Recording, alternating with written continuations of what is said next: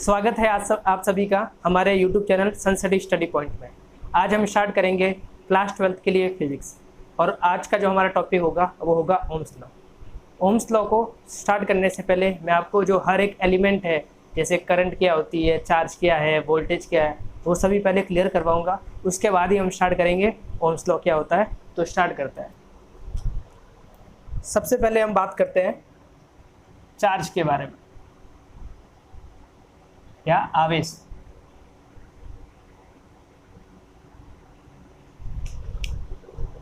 जैसे आज हमने नए कपड़े लिए, घर से बाहर निकलते हैं और कोई बोलता है यार बहुत अच्छे लग रहे हो, तो अपन एकदम खुश हो जाते हैं। और वहीं कोई कह दे यार कैसे कपड़े पहनते हैं, तुम्हारे तो सूट ही नहीं कर रहे, तो एकदम लो हो जाते हैं, एकदम गुस्सा हो जाता है। वैसे ही जो कोई भी सब्सटेंस होता है, कोई भी ऑब्जेक्ट होता है, जब इसको इन्फ्लुएंस किया जाता है, ठीक है, उसी ऑब्जेक्ट को जब इन्फ्लुएंस करेंगे तो उसमें चार्जेस प्रोड्यूस हो जाते हैं। ठीक है,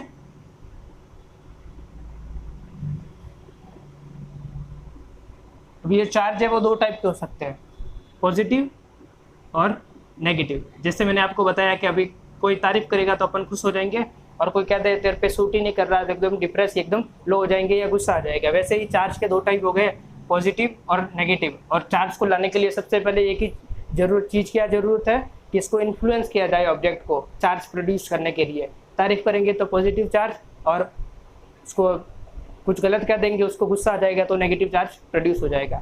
तो आपको समझ में आ गया चार्ज क्या है। कोई भी ऑब्जेक्ट होगा वो हमेशा रहेगा न्यूट्रल,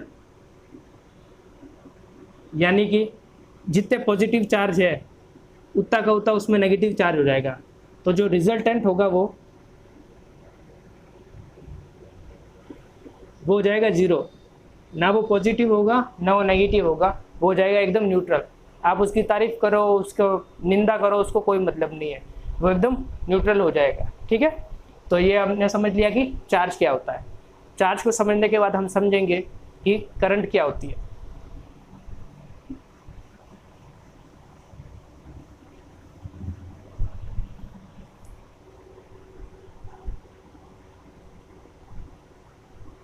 करंट या विद्युत धारा या धारा। जैसे पानी का जो कनेक्शन होता है उसके लिए अपन पाइप यूज़ करते हैं, और पाइप जो हो वो ऐसा होना चाहिए कि लीकेज नहीं हो, नहीं तो एक साइड से पानी डालेंगे तो दूसरे साइड से जब बीच में लीकेज हो जाएगा तो जो दूसरी साइड में पानी आएगा वो कम हो जाएगा और हमारा हो जाएगा लॉस। उसी तरह जब हम घर में कनेक्शन लेते हैं तो वायर जो होता है वो कॉपर का लेता है, क्योंकि कॉपर का वायर उसकी कंडक्टिविटी अच्छी होती है, उसमें फ्री इलेक्ट्रॉन ज़्यादा होता है। ये हम ले लिया एक वायर, ठीक है। अब ये जो वायर है ये मेटल का बना होता है, जनरली कॉपर का, ठीक है। इसको जूम करके समझ लीजिए। नॉर्मल अपन देखते हैं तो वायर ऐसा होता है, अगर इसको जूम कर लिया तो इस टाइप का दिखेगा, ठीक है। अब इसमें क्या होता है, फ्री इलेक्ट्रॉन होते हैं, ठीक है। जब इसको अपन कनेक्शन से बैटरी से कनेक्ट कर देते हैं या घर पे जो स्विच है उससे कनेक्ट करके स्विच को ऑन कर देते हैं, तो क्या होता है, इसमें होता है फ्री इलेक्ट्रॉन। अब जो इलेक्ट्रिक जो एनर्जी आती है वो सबसे पहले मिलती है इस इलेक्ट्रॉन को। ये इलेक्ट्रॉन उस एनर्जी को ट्रांसफर करता है दूसरे वाले इलेक्ट्रॉन को, और ऐसे ऐसे आगे करके करते करते लास्ट तक पहुंचती है और वापस यहाँ पे नेगेटिव में पहुंचती है। तो एक सर्कल कंप्लीट हो जाता है, सर्कल या सर्किट। जब भी सर्किट कंप्लीट होगा तभी करंट फ्लो करेगी। अगर आपका सर्किट कंप्लीट नहीं है, यहाँ से अगर मैं समझ लेते हैं ये एंड खुला है, ये दोनों आपस में कनेक्टेड नहीं है, तो यहाँ पे अगर कनेक्शन कर भी दिया है ये, तो इसमें वो कोई मूवमेंट नहीं होगा, कोई करंट फ्लो नहीं होगी, क्योंकि यहाँ पे जो है सर्किट ओपन हो गया है। ओपन सर्किट में कभी करंट नहीं होती है। वैसे जैसे अपन देख लिए, जो अगर बीच में से तार कट जाता है अपना, तो जो जिस एंड पे अपन को जैसे ट्यूबलाइट थी उसका जो अगर वायर कट गया है बीच में से, स्विच ऑन करोगे तो ट्यूबलाइट ऑन नहीं होगी, क्योंकि बीच में स्पेस आ गया है, कंडक्टिंग नहीं हो सकता, क्योंकि वो कनेक्शन ही टूट गया है उसके बीच में, इसलिए। अब देखिए, अब ये समझ में आ गया कि सर्किट हमेशा क्लोज होना चाहिए, ठीक है, ये बात समझ में आ गई। अब करंट फ्लो कैसे करती है, देखिए, पॉजिटिव टर्मिनल है वो इससे वायर से कनेक्टेड है, नेगेटिव टर्मिनल भी वायर से कनेक्टेड है। करंट जो है वो बैटरी के पॉजिटिव टर्मिनल से स्टार्ट होगी और यहाँ से घूमते हुए वापस यहाँ पे नेगेटिव टर्मिनल पे आके ख़त्म हो जाएगी।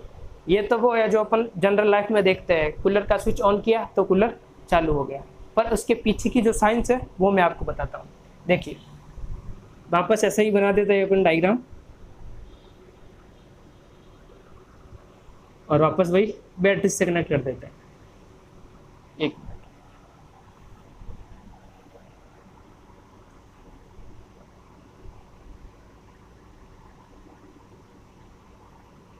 पॉजिटिव और नेगेटिव। अब देखिए होता क्या है, आपने वायर लिया, उसको कनेक्ट कर दिया बैटरी से। इसको कंफ्यूज मत होइए कि ये वायर इतना ही है इतना नहीं है, ये जो वायर है ये पूरा है। मैंने आपको समझाने के लिए सिर्फ इसी पार्ट को जूम किया है, बाकी ये जो पार्ट है वो यहाँ पे भी है, यहाँ पे भी है, यहाँ पे भी है, यहाँ पे भी है। सिर्फ इसी पार्ट को हाईलाइट किया ताकि आप इतने चीज़ को समझ जाए तो ये पूरी चीज़ समझ में आ जाएगी। देखिए अब जैसे ही आपने पॉजिटिव टर्मिनल को कनेक्ट किया तो यहाँ के जो इलेक्ट्रॉन है, इलेक्ट्रॉन का जो चार्ज होता है वो होता है नेगेटिव, ठीक है, वो नेगेटिव चार्ज होता है उस पर। अब ये जो है ये पॉजिटिव चार्ज है, जो अपने को इलेक्ट्रिसिटी से मिल रहा है, बैटरी से मिल रहा है, वो है पॉजिटिव चार्ज। अब यहाँ के जो इलेक्ट्रॉन है वो जैसे ही पॉजिटिव चार्ज को देखेंगे वो अट्रैक्ट हो जाएंगे, क्योंकि जो चार्जेस जो होते हैं अपोजिट चार्ज एक दूसरे को अट्रैक्ट करते हैं, और जो सेम चार्ज लाइक चार्जेस है वो एक दूसरे को रिपेल करते हैं, दूसरे प्रतिकर्षित करते हैं ऐसे। तो जो यहाँ के जो इलेक्ट्रॉन है इस एरिया के इलेक्ट्रॉन इस बैटरी के पॉजिटिव टर्मिनल से अट्रैक्ट होंगे, तो सब यहाँ पे जमा होने चालू हो जाएंगे। तो जो इलेक्ट्रॉन यहाँ का इलेक्ट्रॉन है वो भी यहाँ ऐसे ऐसे मूव करना चालू हो जाएगा, ठीक है। तो ये जो इलेक्ट्रॉन है वो यहाँ पे आ जाएंगे पूरा, तो इलेक्ट्रॉन का क्या हो जाएगा, मूवमेंट हो जाएगा, इलेक्ट्रॉन अपनी जगह से मूव कर जाएंगे। तो इलेक्ट्रॉन का क्या हो जाएगा, इलेक्ट्रॉन का होगा फ्लो होगा। कब, जब अपन बैटरी लगा देंगे, जब बैटरी लगाएंगे तो पॉजिटिव टर्मिनल से इलेक्ट्रॉन अट्रैक्ट होकर यहाँ पे आ जाएंगे बैटरी के पॉजिटिव टर्मिनल के पास। तो इलेक्ट्रॉन का क्या हो गया, फ्लो। इलेक्ट्रॉन का फ्लो ही करंट कहलाता है। अब देखिए ये इलेक्ट्रॉन कैसे मूव कर रहे हैं, इस डायरेक्शन में पॉजिटिव टर्मिनल की ओर जा रहे हैं ऐसे, और जबकि जो करंट है वो कैसे जा रही है, बैटरी के पॉजिटिव टर्मिनल से स्टार्ट होकर नेगेटिव टर्मिनल पे आके ख़त्म हो रही है ऐसे। तो आज अपना एक कॉन्सेप्ट क्लियर हो गया अपना कि करंट और इलेक्ट्रॉन की डायरेक्शन में क्या कनेक्शन है। यही कि जो इलेक्ट्रॉन की डायरेक्शन है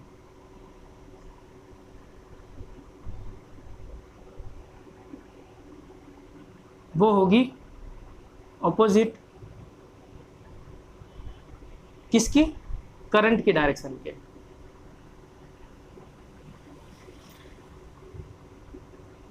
डायरेक्शन की, यानी कि अगर इलेक्ट्रॉन की डायरेक्शन ये है तो करंट की डायरेक्शन ये होगी, या इलेक्ट्रॉन इस डायरेक्शन में मूव कर रहा है तो करंट की डायरेक्शन ऐसी होगी। या सिंपल कॉन्सेप्ट में समझे तो जहाँ बैटरी का पॉजिटिव टर्मिनल जहाँ से स्टार्ट हो रहा है वहाँ से करंट स्टार्ट होगी और नेगेटिव टर्मिनल पे खत्म हो जाएगी। कब, जब सर्किट कंप्लीट है अपना, ठीक है। तो अपने को दो चीज़ क्लियर हो गई, अब चार्ज क्लियर हो गया, करंट क्लियर हो गई। अब बात करते हैं वोल्टेज की। इसी सर्किट से समझाऊंगा मैं आपको कि वोल्टेज क्या होता है। वोल्टेज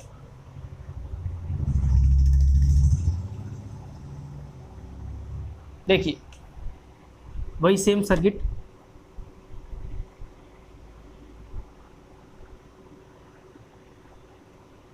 वोल्टेज होता क्या है, वोल्टेज होता है कोई भी दो पॉइंट, जैसे इसको ए नाम दे देता हूं मैं और इसको बी नाम दे देता हूं। इन दोनों के जो पॉइंट पर जो पोटेंशियल है, जो विभव है, इन दोनों का जो अंतर होता है, यहाँ का पोटेंशियल या विभव मान लेते हैं वी ए है और यहाँ का पोटेंशियल मान लेते हैं वी बी है। तो यहाँ पर जो वोल्टेज है वो क्या होगा, पोटेंशियल का डिफरेंस, ठीक है। वोल्टेज जो होता है वो पोटेंशियल डिफरेंस होता है,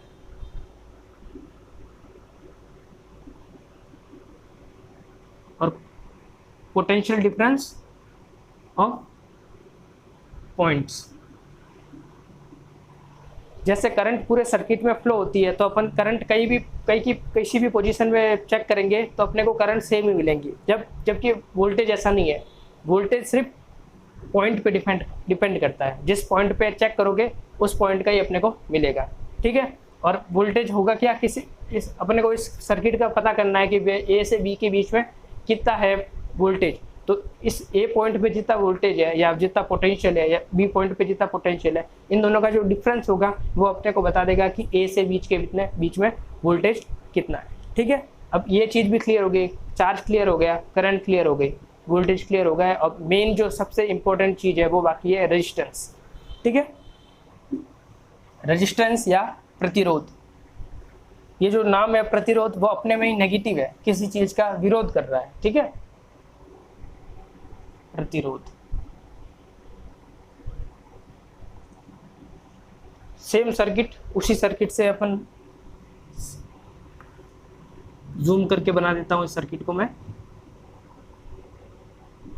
पाइप जैसा दिखेगा जब जूम करते हैं तो इसको, और सेम वही बैटरी लगा दी।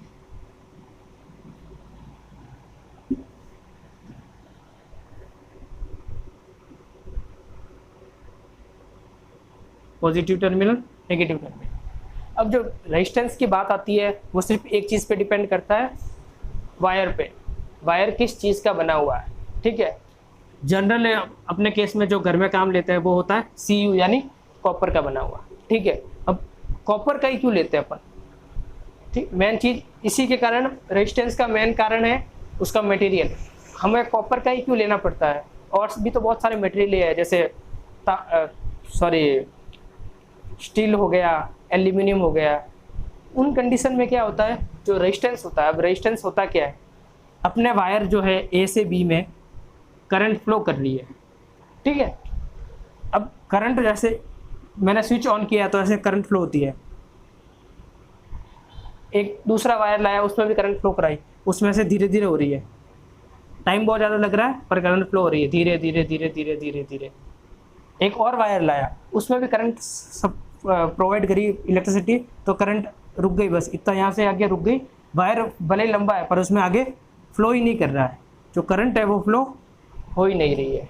उसका कारण है रेजिस्टेंस। कोई भी वायर जिस मटेरियल का बना हुआ है उस पर उसका प्रतिरोध निर्भर करता है। जितना ज़्यादा कम प्रतिरोध होगा, करंट एकदम फास्ट मूव करेगी उसके अंदर। अपन चाहते हैं कि जैसे स्विच ऑन किया तो हाथों हाथ बल्ब, कूलर जो भी हो वो चालू हो जाए। अगर अपने का वायर का जो प्रतिरोध ज़्यादा है तो उस कंडीशन में क्या होगा, आपने चालू कब किया है और वो कब जले, बहुत टाइम लगेगा उस चीज़ में। और दूसरा है लॉस। अगर अपन ने कॉपर के अलावा कोई दूसरा वायर लिया जिसकी कंडक्टिविटी कम है, जिसमें करंट फ्लो बहुत धीरे होती है, तो उस कंडीशन में अपना क्या, किस चीज़ का लॉस होगा, एनर्जी का लॉस होगा। जो इलेक्ट्रिसिटी है वो लॉस होती रहेगी। जितने टाइम में उसको बल्ब को चालू होना चाहिए था उससे बहुत ज़्यादा टाइम लगेगा और एनर्जी भी बहुत ज़्यादा कंज्यूम कर लेगा, क्योंकि जो वायर होगा वो हीटअप हो जाएगा, गर्म हो जाएगा। यही तो कॉन्सेप्ट है अपने जो घर में बल्ब होते हैं वो जलते कैसे हैं, उनका जो फिलामेंट होता है, जो मटेरियल होता है, उसको बहुत कम एनर्जी में ही वो एकदम गर्म हो जाता है। उस गर्म होने के कारण ही तो लाइट क्रिएट होती है उसमें से, तभी तो उसको पैक किया जाता है निर्वात में, वैक्यूम में, वैक्यूम निर्वात। उसको पैक करने का कारण यही है, कांच के गोले में उसको पैक करने का कारण ही यही है, क्योंकि वो हीटअप हो गया है। और ज़्यादा इन्वायरमेंट में अगर उसको खुला रख दिया तो वो टूट जाएगा। और इस कंडीशन में जो बल्ब का जो उद्देश्य था लाइट प्रोड्यूस करना, कमरे को रोशन करना, वो नहीं कर पाएगा। इसीलिए तो मेन जो रेजिस्टेंस है उसमें कुछ क्या चीज़ें ध्यान रखनी चाहिए, मटेरियल। अच्छा मटेरियल होगा तो कंडक्टिविटी ज़्यादा होगी, करंट आसानी से फ्लो हो जाएगा। करंट आसानी से फ्लो होगा तो लॉस कम होगा और हीटअप भी नहीं होगा। जब भी हीटअप होगा अपनी एनर्जी लॉस हो जाएगी। तो ये एक ध्यान रखना चाहिए। और प्रतिरोध क्या होता है, डेफिनेशन के हिसाब से प्रतिरोध क्या होता है, करंट प्रवाह करते हैं, जब धारा का प्रवाह होता है तो उसमें जो बाधा उत्पन्न होती है वही रेजिस्टेंस है अपना। और करंट क्या होती है उसकी डेफिनेशन बताना मैं भूल गया था, अभी बता देता हूँ मैं वापस। करंट जो होती है उसको I से डिनोट करते हैं, I। उसमें क्या होता है, जो Q है वो चार्ज है और T है वो टाइम। एक सर्किट में मैंने आपको बताया था इलेक्ट्रॉन की डायरेक्शन ऐसी होगी, ठीक है, क्योंकि वो अट्रैक्ट हो जाएंगे पॉजिटिव टर्मिनल से। चार्ज का जो मूवमेंट है पर सेकंड यानी या पर यूनिट टाइम वो करंट कहलाता है। Electric charge per unit time is called current. एकांक समय में प्रवाहित आवेश की मात्रा ही धारा कहलाती है, ठीक है। वोल्टेज का तो मैंने डेफिनेशन बता ही दी थी, 2 पॉइंट के बीच में विभव का अंतर विभवांतर या वोल्टेज हो जाएगा। चार्ज की एज सच कोई डेफिनेशन नहीं है, बस यही बताना है कि ये किसी भी मटेरियल का मूलभूत गुण होता है और इसको इन्फ्लुएंस करके उत्पन्न किया जा सकता है, जैसे घर्षण के द्वारा, ठीक है, प्रेरण के द्वारा। ये विधियाँ होती है आवेश को जनरेट करने के लिए। और प्रतिरोध की तो मैंने आपको बता ही दी है। प्रतिरोध की जो डेफिनेशन है, प्रतिरोध को R से डिनोट करते हैं, रेजिस्टेंस, और धारा प्रवाह में उत्पन्न बाधा ही प्रतिरोध कहलाता है। मैं अनअकैडमी पर भी पढ़ाता हूँ, अगर आप मेरे से फिजिक्स पढ़ना चाहते हैं, IIT JAM के लिए पढ़ाता हूँ मैं, जिसमें अपन 1 या 2 दिन में ही लाइव क्लासेस स्टार्ट कर लेंगे, तो उसके लिए आप मेरे को अनअकैडमी पे फॉलो कर सकते हैं। जो स्टूडेंट BSc के हैं और MSc के लिए IITs, सेंट्रल यूनिवर्सिटीज़, DU, इन सभी के लिए प्रिपेयर करना चाहते हैं तो मुझे ज्वाइन कर सकते हैं अनअकैडमी पे। आपको अनअकैडमी ऐप पर सर्च करना होगा रितेश जोशी,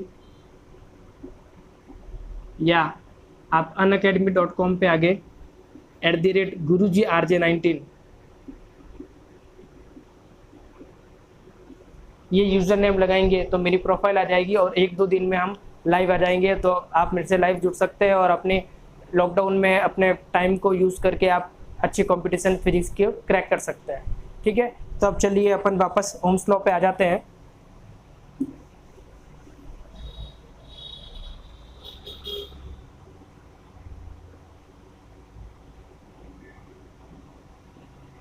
मैं बोलता हिंदी में हूँ और लिखता इंग्लिश में हूँ। उसका कारण है कि दोनों, जो भी हिंदी मीडियम इंग्लिश मीडियम वाले, दोनों के जो स्टूडेंट हैं उन दोनों को समझ में आ जाएंगे, क्योंकि हमारा जो इंग्लिश मीडियम है उसमें भी कम्युनिकेशन जो होता है वो हिंदी में ही होता है। बस जो कीवर्ड होते हैं उनको ही इंग्लिश में लिखा जाता है, उनको ही इंग्लिश में प्रोनाउंस किया जाता है, बाकी कम्युनिकेशन जो होता है वो हिंदी में ही होता है। और जो हिंदी के स्टूडेंट हैं उन्हें इतना तो समझ में आता है ओम्स लॉ क्या होता है, आवेश, चार्ज, ये दोनों पैरेलली वो समझ सकता है। तो दोनों को कवर कर लेता हूँ मैं। CBSE RBC जो भी स्टूडेंट है तो उनको जो 12th के जो टॉपिक है वो दोनों ही क्लियर हो जाता है। बात करते हैं ओम्स लॉ की। ओम्स लॉ वही सेम टू सेम जो इतनी सारी जो अपने डिस्कशन किया है चार्ज करंट के बारे में, ये भी उन्हीं पर लागू होता है। एक वायर लेते हैं, वायर कौन सा? Conducting wire. अब कंडक्टिंग वायर कौन सा होगा? जिसमें करंट आसानी से फ्लो हो जाएगी, जिसका रेजिस्टेंस कम होगा, जिसमें लॉस कम होगा और जिसमें फ्री इलेक्ट्रॉन ज़्यादा होंगे। जनरली कॉपर का होता है। ठीक है, इससे अच्छी कंडक्टिविटी सिल्वर की होती है, पर सिल्वर आपको पता है महंगा होता है, आप लगा ही नहीं सकते कहीं पे। अगर सरकार भी रोड लाइटों के लिए लगा देंगे तो 1-2 दिन में चोरी भी हो जाएंगे वो। इसलिए जो कॉपर है वो इकोनॉमिकली एकदम सही पड़ता है अपने लिए, तो कॉपर के जो वायर है वो यूज़ किए जाते हैं। बात करते हैं अब ओम्स लॉ में एक ले लिया वायर। अब उस वायर पे जो करंट और वोल्टेज का जो इफेक्ट होगा वही ओम्स ने बताया है। इसने कहा है कि एक कंडक्टिंग वायर ले लीजिए, कॉपर का वायर ले लिया, रेजिस्टेंस कम, ये ले लिया कंडक्टिंग वायर। दूसरा, इसकी भौतिक अवस्था स्थिर रहे, फिजिकल स्टेट जो है वो कांस्टेंट रहनी चाहिए। अब इसका क्या मतलब है? फिजिकल स्टेट से मतलब है इसका जो मटेरियल है उसको चेंज नहीं करना है, आपको सेम ही रखना है। ठीक है। दूसरा, इसका टेम्परेचर, इसको आपको कांस्टेंट रखना है। इसी को भी कांस्टेंट ही लिख लेता हूँ मैं।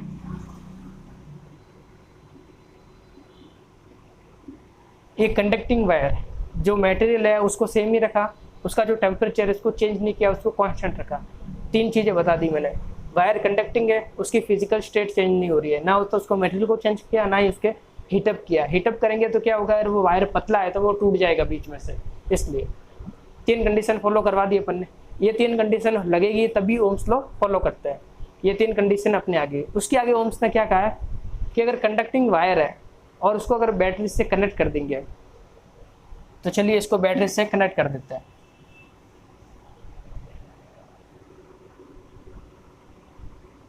जूम कर लिया वापस, मैंने कनेक्ट कर दिया है बैटरी से। इस पॉइंट को नाम दे देता हूँ A और B। ठीक है, वायर तो पूरा सेम ही है, अपन सिर्फ एक सेगमेंट की बात कर लेते हैं कि इस एरिया की अपने को रिक्वायरमेंट है। अभी अपना फोकस इस A और B टर्मिनल पर ही है। ओम्स के अकॉर्डिंग वायर कंडक्टिंग है, यस कॉपर का वायर है, इसको मटेरियल को चेंज नहीं करेंगे, ना ही इसको हीटअप करेंगे, एकदम जो जनरल अपने घर में होता है वैसे रख दिया है, कनेक्ट करके रख दिया। अब ओम्स कहता है कि अगर ये 3 चीज़ें फॉलो हो गई तो उसके बाद में क्या होगा कि जो A और B पॉइंट पे जो विभव उत्पन्न होगा, जो वोल्टेज उत्पन्न होगा, ठीक है, वो क्या होगा, V वोल्टेज के लिए, वो प्रोपोर्शनल होगा उसमें प्रवाहित धारा के। A और B जो पॉइंट है उस पर जो वोल्टेज डेवलप होगा VAB, वो समानुपाती होगा उस सर्किट में प्रवाहित होने वाली धारा I के। करंट की डायरेक्शन नोट करना बहुत ज़्यादा इम्पोर्टेंट है। जब भी आप बनाए तो आपको करंट की डायरेक्शन हमेशा शो करनी है।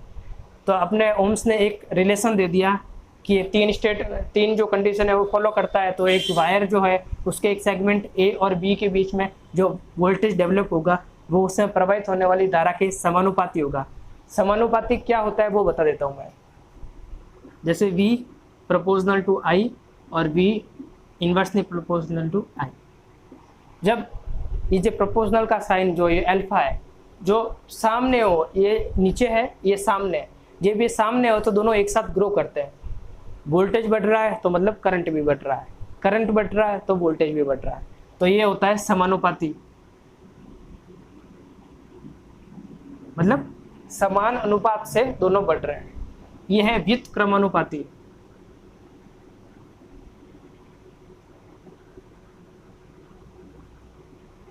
ये इसका उल्टा है, इसमें एक खुश रहेगा तो दूसरा दुखी होगा, दूसरा सुखी होता तो ये वाला दुखी हो जाएगा। इस कंडीशन में क्या है, जस्ट उल्टा है। अगर अपना वोल्टेज ज़्यादा है तो करंट कम है, और करंट कम है तो वोल्टेज ज़्यादा है। अगर ये करंट ज़्यादा हो जाए तो वोल्टेज कम हो जाएगा। इस कंडीशन में कौन सा है, समानुपाती है। समानुपाती मतलब दोनों एक साथ ग्रो करेंगे।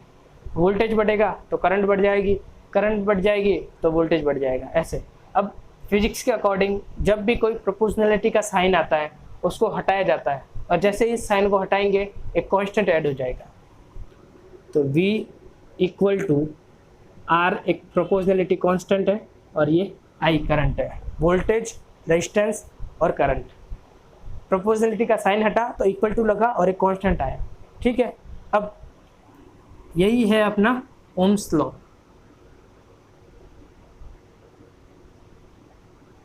एक सर्किट दिया जाता है, उसका अपने को वोल्टेज पता है, उसमें फ्लो होने वाली करंट पता है, तो अपन रेजिस्टेंस कैलकुलेट कर सकते हैं। कैसे, ये फॉर्मूला लगा, अपने को रेजिस्टेंस पता है, करंट पता है, तो उस सर्किट में कितना वोल्टेज है वो कैलकुलेट कर सकते हैं, ठीक है। अब बात आती है करंट कैलकुलेट करने के लिए।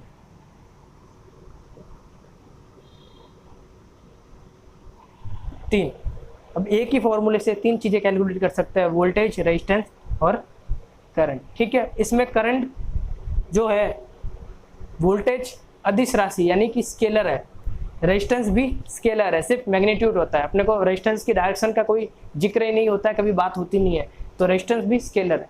करंट के साथ क्या सीन है कि इसमें मैग्नीट्यूड भी होगा और डायरेक्शन भी होगी, फिर भी इसको स्केलर यानी अदिश ही गिना जाता है, इसको वेक्टर नहीं कहा जाता है। उसका कारण ये है कि जो अपन कन्वेंशनली जो डेफिनेशन बोलते हैं कि स्केलर क्या होता है, वेक्टर क्या होता है, वेक्टर वो बोलते हैं अपन जिसमें डायरेक्शन भी होती है और मैग्नीट्यूड भी होता है, मतलब परिमाण भी होता है और दिशा भी होती है, तो वेक्टर हो जाता है।